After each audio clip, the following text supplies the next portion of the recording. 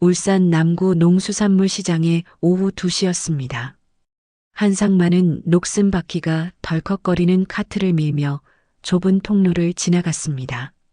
추석 사흘 전 시장은 명절 준비로 북적였지만 그의 카트는 유독 가벼웠지요. 배 3개, 대추 1봉지, 동태 2마리. 작년의 절반도 안 되는 양이었습니다. 아저씨, 배 더 안 가져가요? 명절인데. 과일 가게 주인이 물었습니다. 한상만은 잠시 멈춰 섰다가 고개를 저었습니다. 이만하면 됩니다. 혹시라도 밤차로 올지 모르니까요. 69. 현대중공업에서 35년을 일하고 퇴직한 지 4년째였습니다. 아내가 떠난 지는 2년. 빈집에 혼자 남은 시간은 730일이었지요. 그동안 딸 수진이 찾아온 날은 손가락으로 꼽을 정도였습니다. 휴대폰이 울렸습니다. 딸의 이름이 화면에 떴지요. 아빠, 나 수진이. 그래. 이번 추석? 못 갈 것 같아요. 농산어촌 봉사 출장이 갑자기 잡혔어요. 한상만은 동태를 담는 비닐봉지를 내려다보았습니다. 물기가 새어나와 손바닥을 적셨습니다. 일이 먼저지. 일 먼저 해라. 아빠 혼자 계시는 거 죄송한데.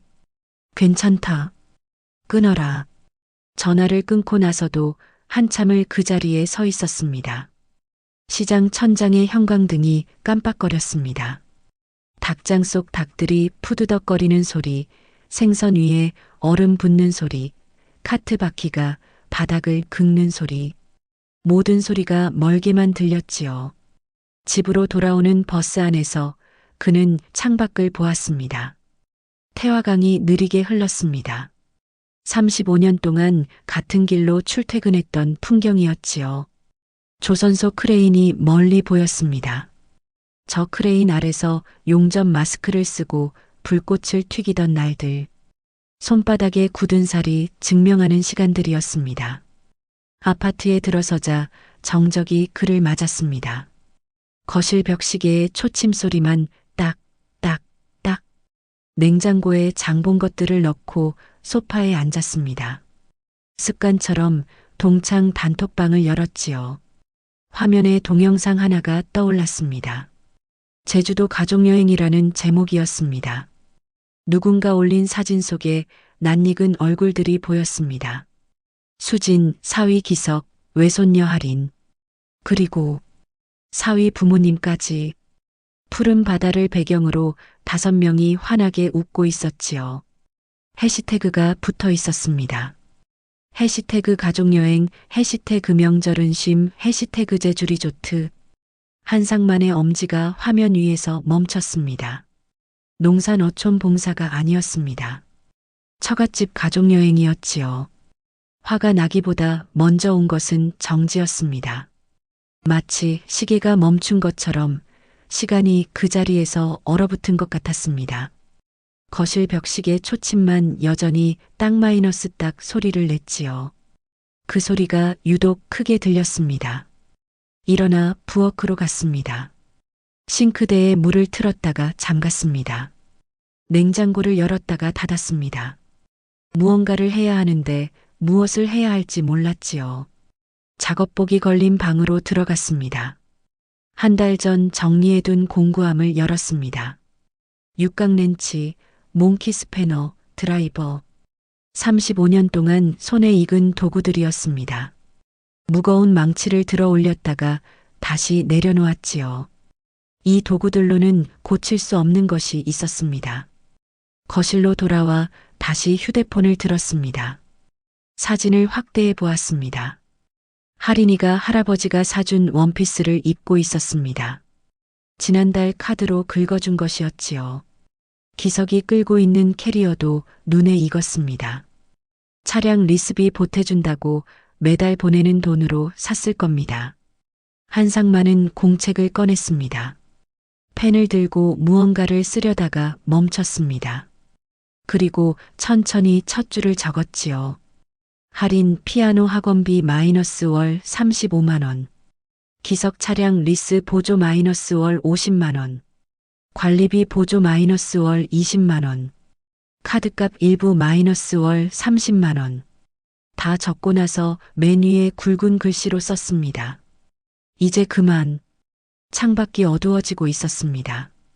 울산 시내 불빛들이 하나둘 켜졌습니다. 한상만은 벽시계를 올려다보았습니다. 8시 30분. 초침은 여전히 돌고 있었지만 그의 시간은 멈춰 있었지요. 휴대폰이 다시 울렸습니다. 수진이었습니다. 아빠 깜빡하고 말 안 했는데 다음 주에 갈게요. 추석 지나고. 그래. 뭐 필요한 거 있어요? 한상만은 잠시 침묵했습니다. 필요한 것이 무엇일까요? 돈도 아니고 선물도 아니었습니다. 그저 진실한 마음 하나면 충분했는데. 없다. 전화를 끊고 그는 일어났습니다. 베란다로 나가 멀리 보이는 조선소 불빛을 바라보았습니다. 저곳에서 일할 때는 모든 것에 규칙이 있었지요.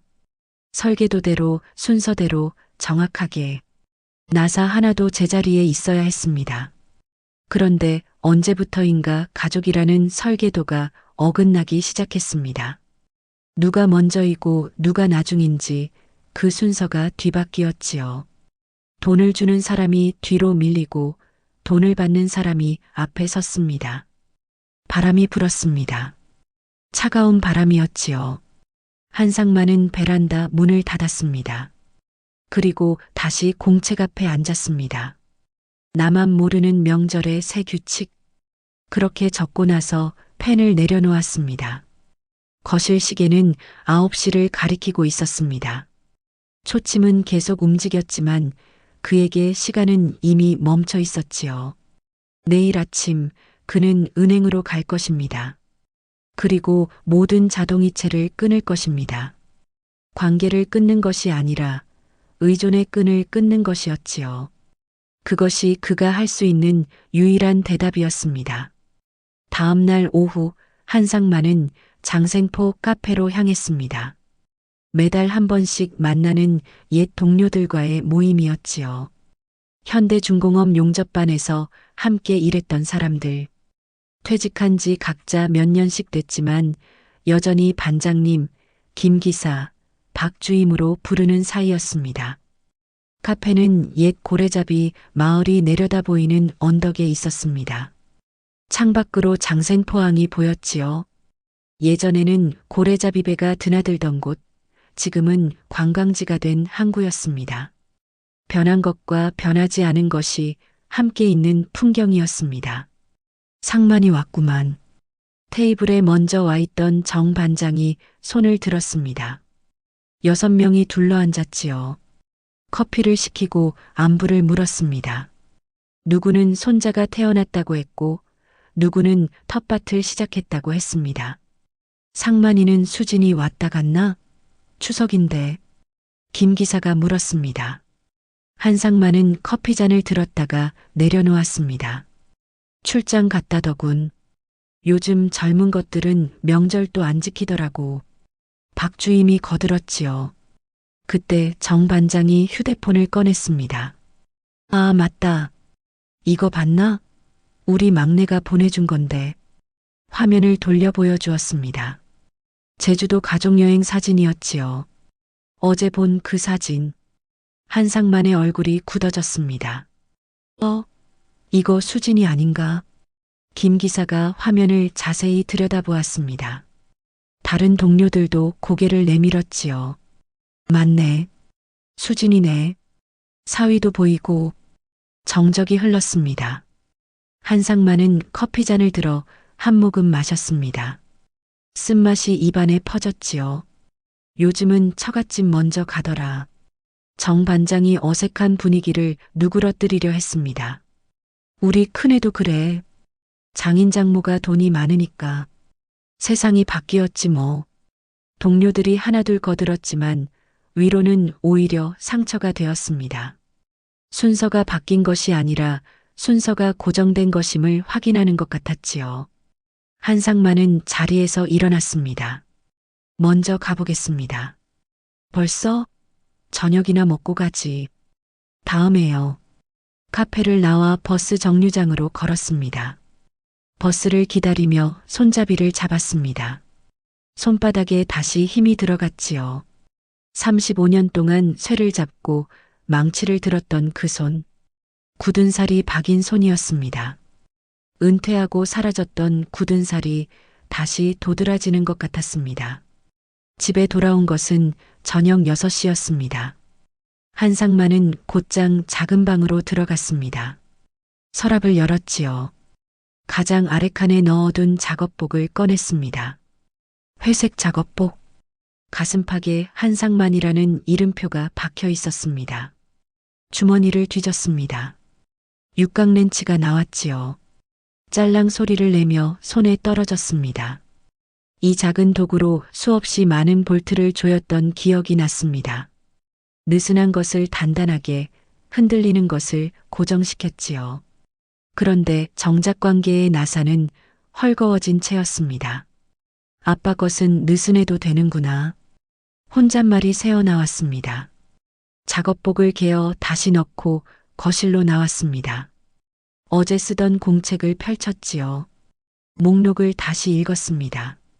할인 피아노비, 기석 차량 리스, 관리비 보조, 카드값 일부. 매달 135만 원이었습니다. 연금 200만 원 중에서 대부분이었지요. 새 종이를 펼쳤습니다. 이번엔 다른 목록을 적었습니다. 적금 해지 마이너스 3,500만 원. 정기예금 해지 마이너스 2천만 원. 주식 정리 마이너스 800만 원. 자동이체 중단 마이너스 전체. 그리고 마지막 줄에 적었습니다. 전주 이사. 전주. 아내의 고향이었습니다. 살아생전 은퇴하면 전주 가서 살자고 했던 곳이었지요. 한옥마을 구경도 하고 막걸리도 마시고 천천히 살자고 했었습니다. 휴대폰이 울렸습니다. 수진이었지요. 아빠 내일 장 보러 갈 건데 뭐 필요한 거 없어요? 한상만은 잠시 침묵했습니다. 없다. 정말이요? 추석인데. 그래. 그럼 나중에 또 연락드릴게요. 전화를 끊고 한상만은 다시 공책을 보았습니다.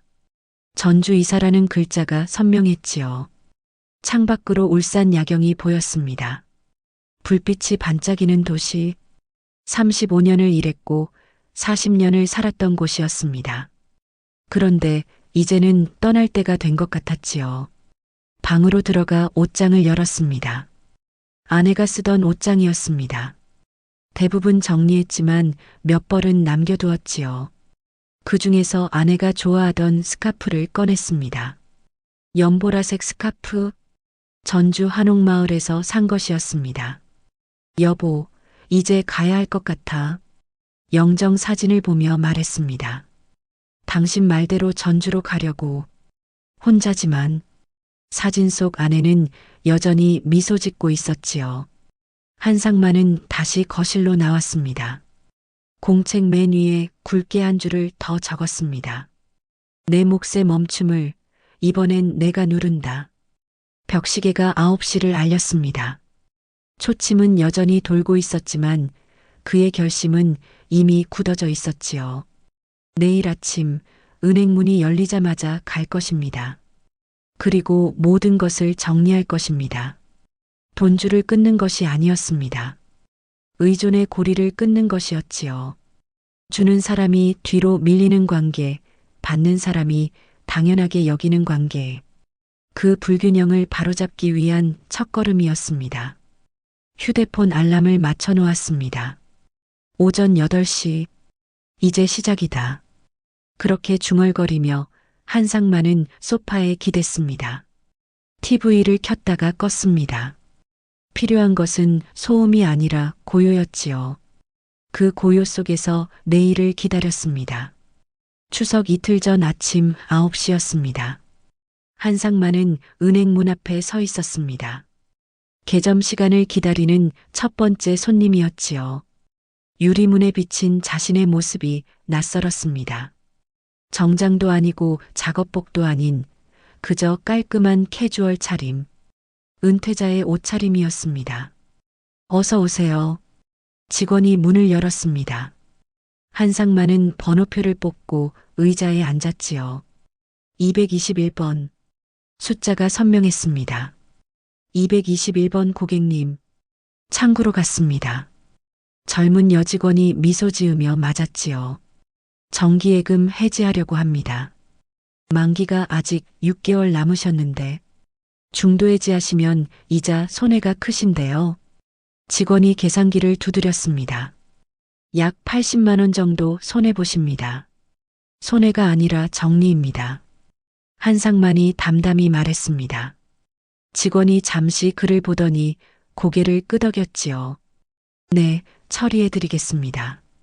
해지 버튼이 눌릴 때마다 딸깍 소리가 났습니다. 마치 수갑이 풀리는 소리 같았지요.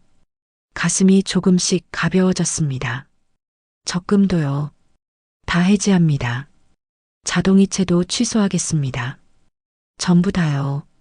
1시간이 걸렸습니다. 3년 동안 쌓아온 자동이체 목록이 하나씩 지워졌지요. 할인 피아노 학원, 기석 차량 리스, 관리비, 카드값, 도움이라는 이름으로 묶여있던 의존의 회로가 분리되었습니다. 은행을 나오자 햇빛이 눈부셨습니다. 다음은 부동산이었습니다. 태화강 근처 작은 부동산. 사장은 동네에서 오래 일한 사람이었지요. 한 선생님, 집 팔려고요? 전세로 돌리려고 합니다. 아, 그러시구나. 좋은 세입자 구해드릴게요. 그리고 조심스럽게 물었습니다. 혹시 어디 가시나요? 전주요. 아, 사모님 고향이시죠? 한상만이 고개를 끄덕였습니다.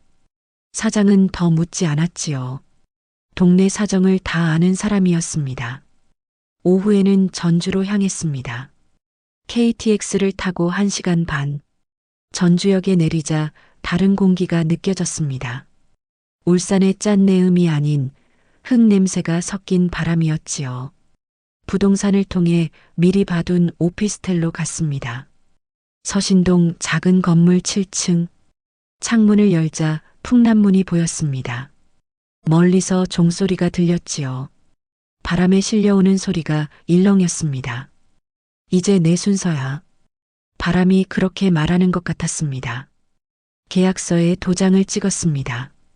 보증금 3천만 원, 월세 30만 원. 연금으로 충분한 금액이었지요. 혼자 사시나 봐요? 부동산 직원이 물었습니다. 네. 자녀분들은 울산에 있습니다. 더 이상의 설명은 하지 않았습니다. 직원도 더 묻지 않았지요. 울산으로 돌아온 것은 저녁 8시였습니다. 한상만은 곧장 짐을 싸기 시작했습니다. 큰 이삿짐은 필요 없었지요. 캐리어 2개와 박스 몇 개면 충분했습니다. 먼저 챙긴 것은 아내의 영정 사진이었습니다. 작은 액자에 담긴 사진. 웃고 있는 얼굴이었지요. 같이 가자. 사진에 대고 말했습니다. 작업복도 넣었습니다. 이름표가 박힌 회색 작업복. 전주에서는 입을 일이 없겠지만 버릴 수는 없었지요. 35년의 증거였습니다. 책 몇 권을 골랐습니다. 아내가 좋아하던 수필집, 자신이 즐겨 읽던 역사책, 그리고 오래된 머그컵, 현대중공업 30년 근속 기념품이었지요. 큰 가구는 그대로 두었습니다. TV도 냉장고도 소파도 세입자가 쓰면 되겠지요. 큰 집의 공허보다 작은 집의 평온이 나았습니다. 휴대폰이 울렸습니다. 수진이었습니다. 아빠, 내일 오후에 잠깐 들를게요. 명절 선물이라도 드리고. 한상만은 창밖을 보았습니다. 마지막 밤의 울산이었지요. 오지 마라. 네. 추석 지나고 연락하마. 아빠, 무슨 일 있어요? 없다. 끊는다. 전화를 끊고 한상만은 다시 짐을 쌌습니다. 사진첩은 놔두었습니다. 수진이 어릴 때 사진, 가족여행 사진, 아내와 찍은 사진들. 과거는 이곳에 두고 가기로 했지요. 마지막으로 공책을 가방에 넣었습니다. 어제 적은 목록이 있는 공책이었습니다. 자정이 가까워졌습니다.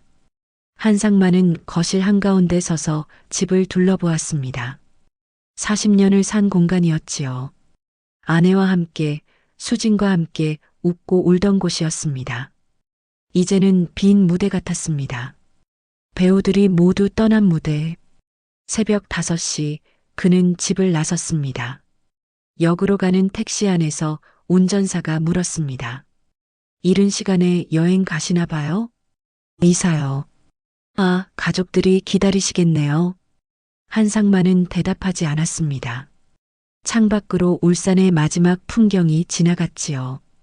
조선소의 크레인, 태화강, 아파트 단지들. 전주역에 도착한 것은 7시였습니다. 오피스텔로 가는 길에 작은 빵집이 문을 열고 있었습니다. 따뜻한 빵 냄새가 났지요. 커피와 빵을 샀습니다. 혼자 먹는 아침이었습니다. 오피스텔에 들어서자 햇빛이 가득했습니다. 짐을 풀었습니다. 영정 사진을 창가에 놓았지요. 작업복은 옷장에 걸었습니다. 책은 작은 선반에 꽂았습니다. 머그컵은 싱크대 위에 올렸습니다. 휴대폰이 계속 울렸습니다. 수진이었지요. 받지 않았습니다. 문자가 왔습니다. 아빠, 집에 왔는데 아무도 없어요. 어디 계세요? 한상만은 창밖을 보았습니다. 풍남문이 보였고 그 너머로 전주의 지붕들이 펼쳐져 있었지요. 종소리가 또 들렸습니다. 정오를 알리는 종소리였습니다. 공책을 펼쳤습니다. 첫 페이지를 접어 넣었지요. 끊음이 곧 자리 잡음이었습니다. 새로운 곳에 새로운 방식으로 전주시 완산구 서신동 새 주소를 적었습니다. 그 아래 한 줄을 더했지요. 떠남은 배신이 아니라 존엄의 회수다. 창가에 놓인 영정사진이 햇빛을 받아 반짝였습니다. 아내가 웃고 있었지요. 이제 시작이야. 한상만이 사진에 대고 말했습니다. 우리 다시 시작하는 거야. 추석이 지나고 일주일째 되는 날이었습니다.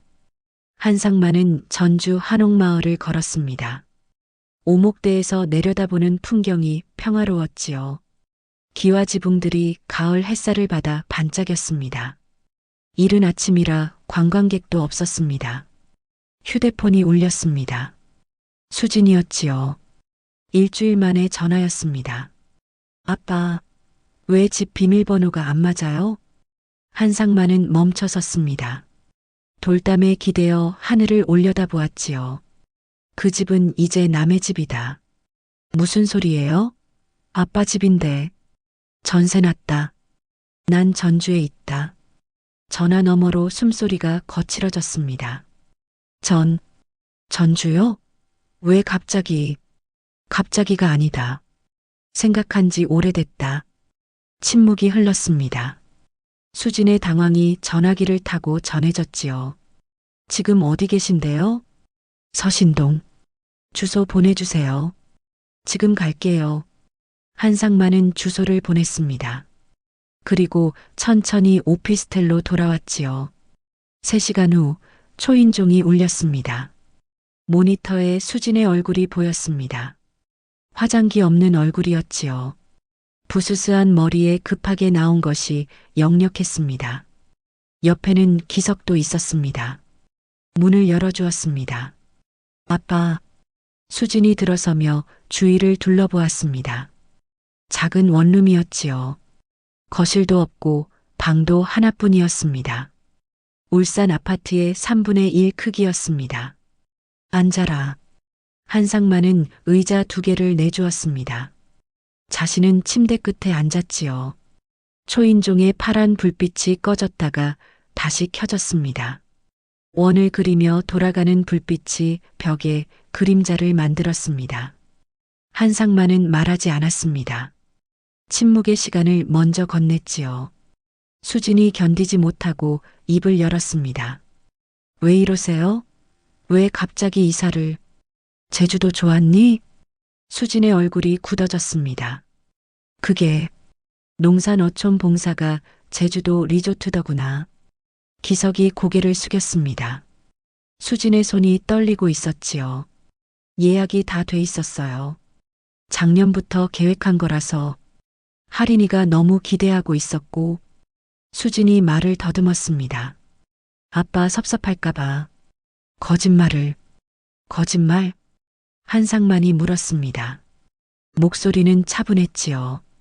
그래, 거짓말이 더 편했겠지. 진실보다. 아빠, 내가 잃은 건 체면이 아니라 나였다. 수진의 눈에 눈물이 고였습니다. 기석이 조심스럽게 말했지요. 아버님, 저희가 잘못했습니다. 한상만이 기석을 보았습니다. 잘못이 뭔지 아나? 네. 돈 받는 게 잘못이 아니야. 순서가 잘못된 거지. 창밖에서 종소리가 들렸습니다. 정오를 알리는 종이었지요. 앞으로 순서를 바꿔라. 한상만이 천천히 말했습니다. 돈 준 쪽이 아니라 마음 빚진 쪽부터. 명절, 기일, 약속. 다 그렇게 해라. 수진이 울기 시작했습니다. 손등으로 눈물을 닦았지요. 아빠, 죄송해요. 정말 죄송해요. 죄송하다고 끝나는 게 아니야. 한상만이 일어나 창가로 갔습니다. 영정 사진이 놓여 있었지요. 내 엄마 기일에도 안 왔지. 작년에 일이 있어서. 늘 일이지. 수진이 흐느꼈습니다. 기석이 아내의 어깨를 잡았지요. 아버님, 다시는 그러지 않겠습니다. 말로 하지 마라. 한상만이 돌아보았습니다. 용서는 끝이 아니라 시작이다. 말이 아니라 반복되는 행동으로 증명해라. 수진이 가방에서 뭔가를 꺼냈습니다. 달력이었지요. 빨간 펜으로 동그라미가 쳐진 날짜들이 보였습니다. 엄마 기일, 아빠 생신, 병원 가는 날. 다 표시했어요. 한상만이 달력을 받아보았습니다. 전주에도 매달 올게요. 약속해요. 약속? 한상만이 달력을 탁자에 놓았습니다. 약속도 순서가 있어야지. 밖에서 비둘기 울음소리가 들렸습니다. 창밖을 보니 비둘기 떼가 원을 그리며 날고 있었지요. 원을 그리는구나. 한상만이 중얼거렸습니다. 관계도 다시 원을 그릴 수 있을까? 수진이 다가왔습니다. 아빠, 할 수 있어요. 우리 다시 시작해요. 다시 시작. 한상만이 딸을 보았습니다. 36살. 어느새 중년이 된 딸이었지요. 그런데 눈빛은 여전히 어린아이 같았습니다. 너희 집으로 돌아가라. 아빠, 오늘은 여기까지다. 시간이 필요해. 수진이 망설이다가 일어났습니다. 기석도 따라 일어났지요. 정말 올게요. 매달이요. 그래. 문 앞에서 수진이 돌아보았습니다. 아빠, 사랑해요. 한상만은 대답하지 않았습니다. 문을 닫았지요. 초인종의 파란 불빛이 다시 꺼졌습니다. 혼자 남은 한상만은 창가에 서서 멀리 날아가는 비둘기를 보았습니다. 원을 그리던 새들이 흩어졌다가 다시 모였지요. 그래, 원은 다시 그려질 수 있어. 영정 사진을 보며 말했습니다. 여보, 애들이 왔다 갔어. 늦었지만 시작이라도 하겠다네. 저녁이 되었습니다.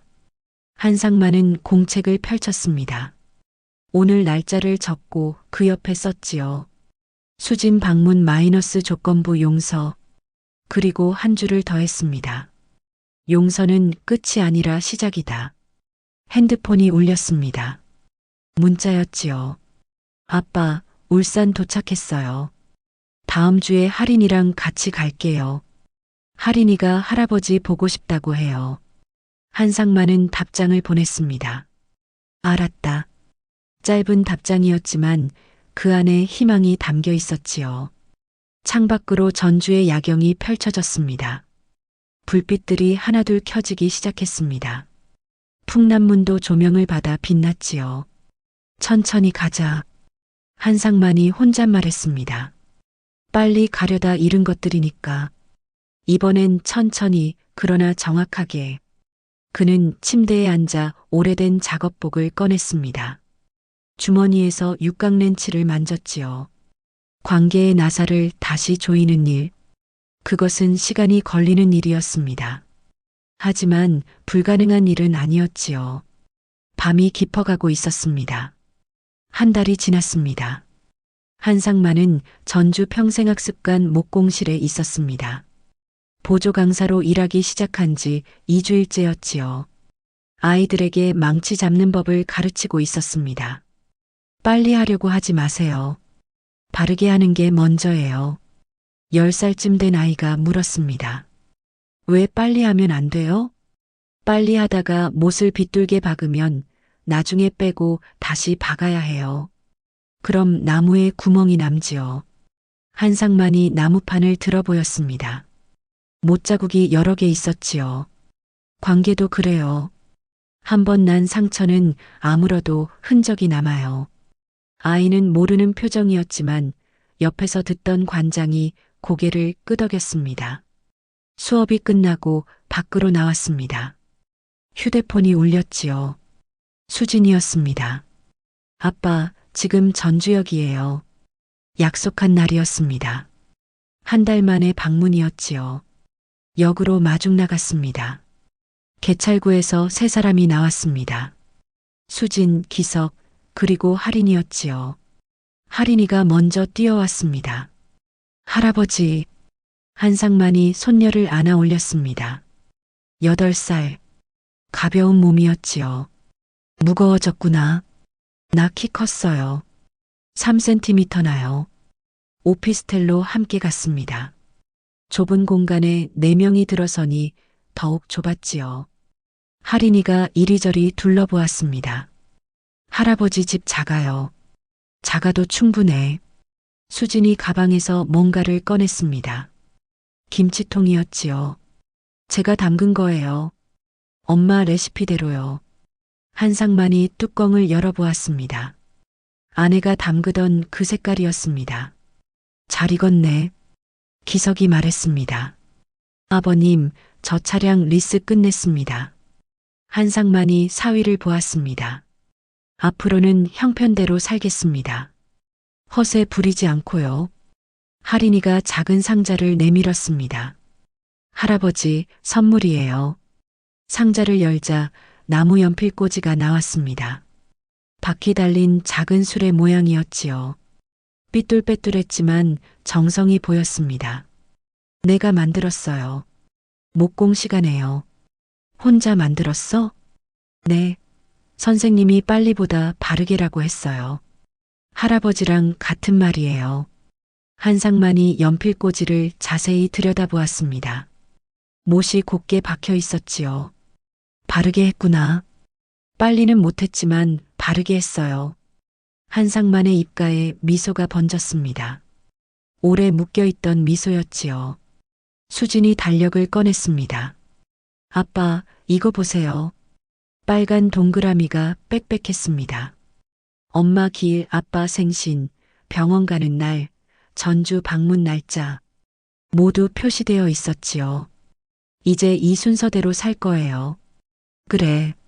점심을 함께 먹으러 나갔습니다. 한옥마을 근처 작은 식당이었지요. 비빔밥을 시켜놓고 할인이가 물었습니다. 할아버지, 왜 전주 왔어요? 할머니가 좋아하던 곳이야. 할머니 어디 있어요? 한상만이 가슴을 가리켰습니다. 여기 있어. 오후에는 한옥마을을 걸었습니다. 경기전 앞에서 사진을 찍었지요. 할인이가 휴대폰을 들고 셀카를 찍었습니다. 4명이 다 들어오지 않아 옆 사람에게 부탁했습니다. 하나, 둘, 셋. 찰칵. 오랜만에 가족 사진이었습니다. 저녁 무렵 그들이 돌아갔습니다. 다음 달에 또 올게요.